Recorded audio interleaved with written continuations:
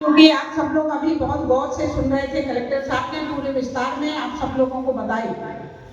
किंतु हम लोगों को गर्व होना चाहिए कि हमारी इस माटी, इस धरती से ऐसे वीर सपूत पैदा हुए, और सिर्फ पैदा ही नहीं, जिस तरीके से उन्होंने इस समाज के लिए, इस क्षेत्र के लिए,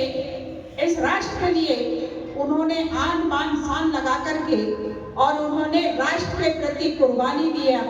ऐसे महानायक हमारे टंट्या मामा भीम जी, जो इस क्षेत्र के थे, खंडवा के गांव, छोटे से गांव में वो जन्मे, और जन्म लेने के बाद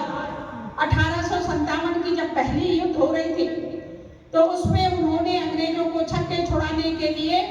उन्होंने अनेक ऐसे क्रांति लाए, जिसके कारण से आप जैसे लोगों को जोड़ करके और अंग्रेजों के साथ डट के मुकाबला किया। और सिर्फ मुकाबला ही नहीं, जिस तरह से अभी कलेक्टर साहब बोल रहे थे कि बहुत कम उम्र में उन्होंने देखा कि हम लोगों के बीच में, हमारे जनजाति समाज के लोगों के बीच में गरीबों के साथ और महिलाओं के साथ अन्याय हो रहा है। इस नाते उन्होंने द्वितीय युद्ध जब हो रही थी, तो उस समय में उन्होंने देखा कि हमारे साथ कितना अन्याय हो रहा है, लगान वसूली हो रही है, हमारे किसानों के साथ अन्याय किया जा रहा है। तब उन्होंने कमर कस के उन्होंने कहा कि अब इस अन्याय को मैं होने नहीं दूंगा, और उन्होंने जितने बड़े लोग थे उनके सारे कोटनी को और उनके तिजोरी को उन्होंने जबरदस्त हड़प करके और उन गरीब किसानों को, उन गरीब परिवारों को उन्होंने लुटा देते थे। ऐसे महानायक आज के समय में कोई पैदा लिए हैं क्या? तो नहीं लिए। फिर भी हम लोग चाहेंगे कि आप जैसे आज के युवा कल के भविष्य हैं, आप लोग ऐसे जननायक के उनके इतिहास को समझें, उनके इतिहास को जानें, और जब उनका जन्म जयंती आए या उनका बलिदान दिवस आए, तो उस समय में बड़े बड़े ऐसे गोष्ठी हो, ताकि हम लोग, चाहे वो छिन्नी किराड़ जी हो, चाहे हमारे जननायक टंट्या मामा भीम जी हो, इनकी हम जन्म जयंती या पुण्यतिथि हम लोग बहुत अच्छे से मनाएं। इसलिए मैंने जब अलीराजपुर आई तो मुझे ऐसा लगा कि हम उनकी जयंती, हम उनकी बलिदान दिवस हम लोग मनाएं, ताकि हमारे आज के बच्चे, कल के वो भविष्य हैं, उनको जानकारी हो कि हमारे महानायक आज जिनके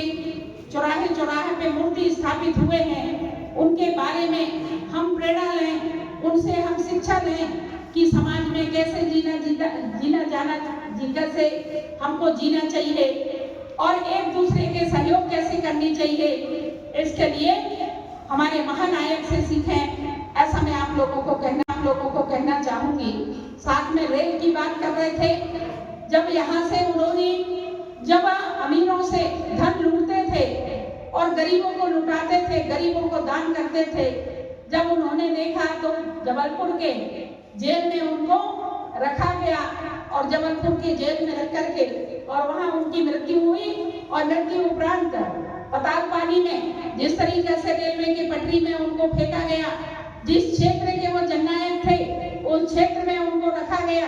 तो ऐसी स्थिति में आप लोग कल्पना कर सकते हैं कि आज भी वहां पे रेल, जैसे बताते हैं कि आज भी रेल वहां पे सलामी लेती है, रेल में हाथ बजते हैं। ऐसे जननायक की हम लोग बलिदान दिवस मना रहे हैं, ये हम सब लोगों के लिए बहुत ही सौभाग्य का विषय है। मैं इस अवसर पर आप सब लोगों को बहुत शुभकामनाएं देती हूँ और निवेदन करती हूँ, जैसे जननायक को आप सब लोगों को पहचानना चाहिए, उनके इतिहास को जानना चाहिए। उन्होंने जिस तरीके से समाज को एकजुटता के लिए और समाज और गरीबों को न्याय दिलाने के लिए लगातार काम किए।